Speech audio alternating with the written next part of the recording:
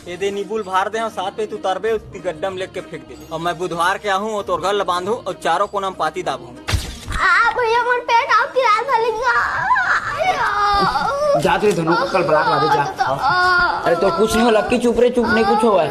फिर तो बैगा घर लेके चुप का हो गई देखने का कले बैगा घर लेके रहे हो कऊ पेट पी रात की रोवा थे। अरे बैगा कह के औता लड़का ला हमारा कर दे हॉस्पिटल ले गेला बने सन डॉक्टर ला दिखा चलता चले गेला। कल तो आहू कहेगा बैगा फिर कहाँ डॉक्टर घर लेके कल तो देखा बैगा में लड़का लेको कहीं कराम नहीं है। एक बार डॉक्टर देखा में तो का परेशानी है। चल भाई चल चल।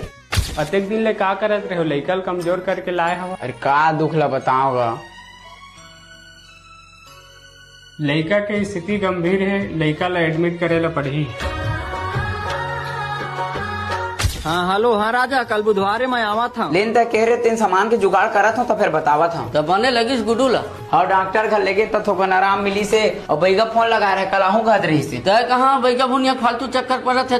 बैगा सब लूट मारे नहीं गए, बैगा अच्छा जानते। चल तो परमार दिखावा था मोर कुछ नहीं हो तब बैगा का कहते तेला चल।